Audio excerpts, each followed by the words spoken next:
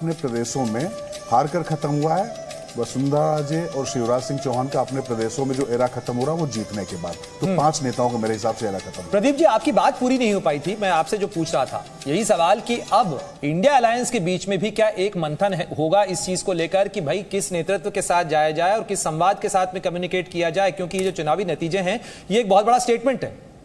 नहीं, बिल्कुल हर चुनाव कुछ ना कुछ सिखाता है और इससे अगर हम जो भी हमें चीज़ें मिली हैं, जो भी हमने इसमें कमी रही है उसको सीखें हम आगे, तो हम बेहतर प्रदर्शन कर सकते हैं, इसमें कोई दो राय नहीं है। और इंडिया गठबंधन भी इस चुनाव से सीख लेगा, कांग्रेस पार्टी भी इस चुनाव से सीख लेगी और हमें उम्मीद है उससे बेहतर हम करेंगे। क्योंकि राजस्थान की अभी आप बात कर रहे थे, राजस्थान के वही मुद्दे पे भारतीय जनता पार्टी ने कांग्रेस को जो रुझान अभी तक मिले हैं बाहर किया है, वही उत्तर प्रदेश में है। चाहे वो पेपर लीक से लेके बढ़ती घोटाले से लेके महिला अपराध से लेके ये सारे मुद्दे तो उत्तर प्रदेश में ही हैं। ये सारे हैं, आज सबसे बड़े मुद्दे हैं और राजस्थान से ज़्यादा बड़े मुद्दे खड़े हैं। तो हम सोचें अगर इन मुद्दों पर जिस तरीके से वो कह रहे दावा ठोक रहे थे 135 पार जाएंगे।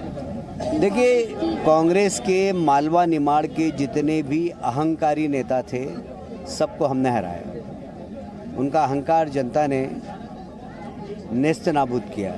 चाहे वो सोनकच्छ के नेता हो, चाहे वो काला पीपल के नेता हो, चाहे राऊ के नेता हो। और मुझे लगता है कि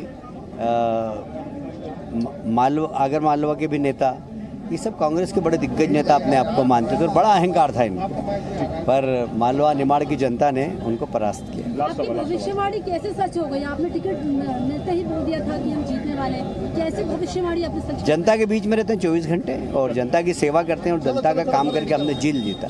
छत्तीसगढ़ को लेकर ये लगातार कयास लगाए जा रहे थे कि कांग्रेस ही आएगी, वहाँ पर भी आपने कैसे फेरबदल कर दिया? किस तरीके से जीता थे? कांग्रेस को बेनकाब किया, हमने कुछ भी नहीं किया। जनता के सामने सिर्फ कांग्रेस को बताया कि किस प्रकार ये कुर्सी पर बैठकर जनता के कंधे पर बंदूक रखकर चलाते हैं और अपना घर भरते हैं। ये जनता को समझ में आया और जनता ने हमको प्यार दिया। कांग्रेस की हार की क्या वजह है? कांग्रेस, मैंने बताया ना, उनके पास नेता है, ना नीति है, ना नीयत है। तेलंगाना क्यों नहीं जीत पाए आप लोग?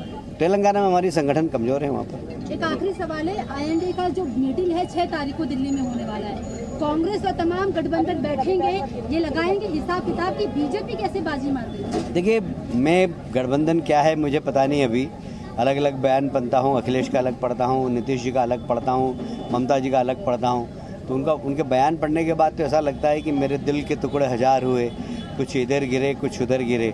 गठबंधन का समझ में नहीं आता कि गठबंधन है कि नहीं है। अंतिम मुख्यमंत्री कौन है, कौन बनने वाला है? भारतीय जनता पार्टी। तो ये रिएक्शन लगातार आ रहे हैं। कैलाश विजयवर्गीय की बात आपने सुनी। बुधनी से शिवराज सिंह चौहान बड़े मार्जिन से आगे चल रहे हैं। उनके बेटे हैं कार्तिकेय चौहान, उनसे बात की है जी मीडिया संवाददाता ने। पहले मोदी जी के कारण ये संभव हो पाया है। मोदी जी के लोकप्रियता, नेतृत्व, उनके मार्गदर्शन में भारतीय जनता पार्टी ने ये विजय प्राप्त की है और उसके साथ साथ हमारी लाडली बहनों का आशीर्वाद और हमारे कार्यकर्ता परिवार का विश्वास, इसके कारण भारतीय जनता पार्टी। चुनाव में मैं आपके साथ था, आपने पूरे परिवार ने प्रचार किया था, इस बार भी मोर्चा संभाले रखा आप लोग? पूरे प्रदेश के कार्यकर्ताओं ने मोर्चा संभाला था, हम सब ने साथ मिलकर काम किया। बहुत तो शिवराज सिंह चौहान के बेटे कार्तिकेय चौहान जो हैं वो मीडिया के सामने प्रतिक्रिया दे रहे थे, लेकिन अतुल लौंडे जो हैं वो पाटिल कांग्रेस प्रवक्ता वो भी हमारे साथ जुड़ गए हैं। मैं आपका भी रुख करना चाहूंगा। अतुल जी, कहा जाता है, एक पुरानी कहावत है कि सफलता पर सिर्फ बधाइयां दी जाती हैं और असफलता के कारण पूछे जाते हैं। कारण तो जरूर पूछे जा रहे हैं और जाहिर तौर पर बीजेपी को एक मौका मिल गया है आप पे तंज करने का, क्योंकि न तो नेता चला न मुद्दे चले। नहीं, ये बात तो मैं तेलंगाना में भी कह सकता हूँ, ये बात तो मैं राजस्थान में भी कह सकता हूँ कि वहाँ का रिवाज था।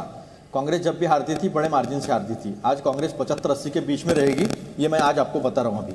तो ऐसी बात नहीं है कि हम बहुत बुरी तरह से हारे हैं या फाइट नहीं हुई है। फिर तेलंगाना में क्या हुआ आपका? तेलंगाना में तो वही प्रधानमंत्री थे ना जो मध्य प्रदेश में और राजस्थान में थे। तो तेलंगाना में क्यों इतनी बुरी तरह से हार गए? वोट शेयर भी नहीं बढ़ा, वहाँ तो जाति का कार्ड भी खेल दिया था, ओबीसी मुख्यमंत्री करेंगे।